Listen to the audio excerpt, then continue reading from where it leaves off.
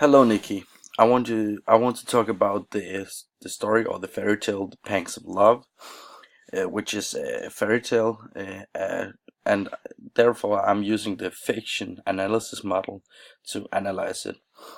If we start with the characters, we have the prince, the seven mermaid, and Hans Christian Andersen is also mentioned in this story, and then we have the sea monster, or yeah, the sea witch, as she's called in the story. If we start with the prince, he's a very arrogant and confident man. Uh, Maybe it's because of his position as prince. He's like, I can get what I want without any consequence. Which also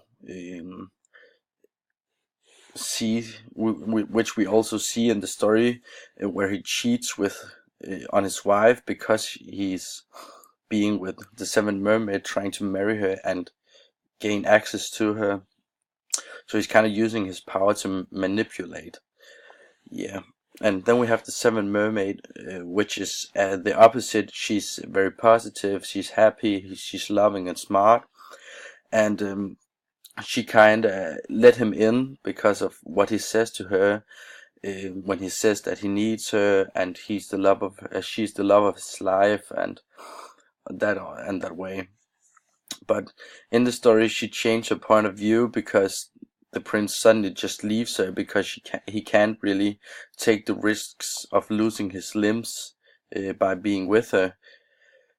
So he leaves her, and that puts some kind of dedication to her mind, to start a new beginning where she helps women from actually getting into that position where she was, which is pretty smart of her because a lot of men, as we know it now, also uses their power to manipulate with girls, but also the other way around. And then Hans Christian Andersen in this, we hear this: a wondrous blue tint lay over everything. One would be more inclined to fancy. One was high up in the air and saw nothing but sky above and below. Then one was at the bottom of the sea. And that's where Hans Christian Andersen comes in this story, not to tell something about the story, but more importantly to tell something about the environment, something about the beautiful nature, and it's some kind of way to say that the nature has its ways of doing it. Yeah. If we then move on to the setting, there's a lot about, as I said before, with Hans Christian Andersen, the sea witch. uh there's a lot about the sea above and below the water, what happens above with the prince and what happens below the water with the mermaid. It's some kind of two different worlds that they're coming from. Could be cultural also, that there's so many differences, and but maybe also like you can only see one part of the person, but underneath he might be another one, or she might be another one. Yeah. And also, this gives a very good look, on how it's, yeah, how the atmosphere and the weather and all the things is described in this story. It's described some kind of like a paradise of some kind. Yeah.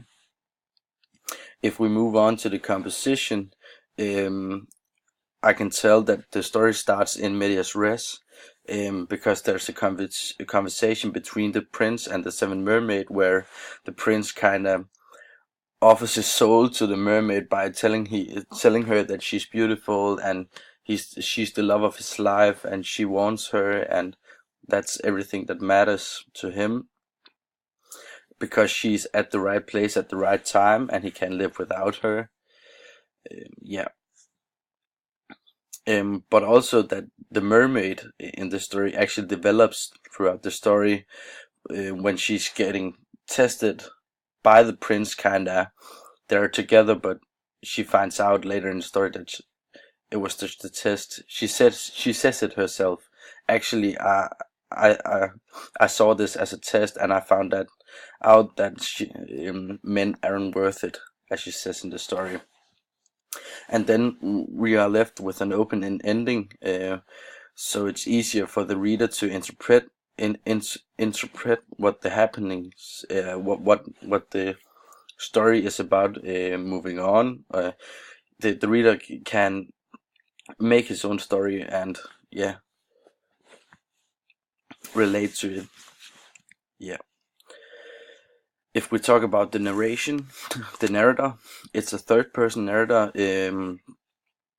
which means that the story is told from the whole perspective. We hear about feelings and conversations and thoughts from all of the characters during the fairy tale, which also make the fairy tale very objective, so the reader can interpret on his subjective point of view. The thing that it's a fairy tale is also based on the dialogues that are used to understand what the cause of the event is throughout the story. There's a lot of use of metaphors, like she looked like a crimson flower. It's like a way to describe looked like a crimson flower. Sorry, it's a way to describe the sun that is very, very, very beautiful and red, glowing red, which means it's probably dark at that time the sun is about to go down. There's also there's also a lot of adjectives in this story, as we see, like glorious, celebration, poor little mermaid, dance merrily, the weather was gorgeous. And at last there's also supernatural elements like tales, the sea witch who lives underwater, the necklace of sea snakes, which makes this story a fairy tale. Then if we talk about the language, it is simple and is formal. It is easy for the reader to interpret and understand, and that makes it better for the reader to kind of get into the story. There's also use of symbolism and imaginary to give the reader the kind of the fairy tale picture, and to show how the events took place, like to create some kind of imaginary through the reader's mind when he's reading it, almost like a movie. If we talk about the atmosphere, there's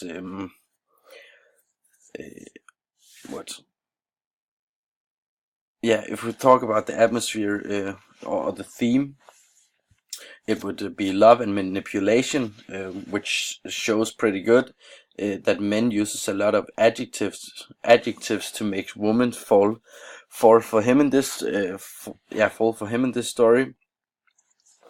But actually what he wants is not necessarily love, but more like he just wants to show that he can do whatever he likes, and for that he's not loving her for who she is, but more likely using her as a tool. It also shows that how much you're willing to lose when you love someone, or the other way around, how much you can lose because the love ain't real. And in this story, the prince shows that his love for the Seven Mermaid isn't there. He's not in love with her because he's not ready to lose his limbs and get a tail for her. The moral in this story is that I think it's that in this story that men can be trusted for their words, but it has to be action that shows the true love behind it. But also that men uses their manliness to determine what a woman shall do. And if I could compare this text to the informal love text that we read earlier by Omar and the group, which is a lot of small text saying what single people should do, and they're actually told by people in relationship. And the people in relationship says that love aren't always easy, and you shouldn't say to a single person that he should do whatever he can to find love, because it's not necessarily the way to find love if the person who's single is not ready for it. And then it shows many different ways to approach love and the expectations of love. And then I also found the text about called "Let Me" by Randy Badiquin, which is a little different text. It shows very true love and a true love for a companion, and what it feels like to have a person so close to you. For example, when she says in the poem, "Let me take care of your broken heart," it shows the beauty of love and how much you're willing to make it realistic and good and fun. So yeah, that was it for now, Nikki. I hope you liked it, even though my English wasn't that good this time.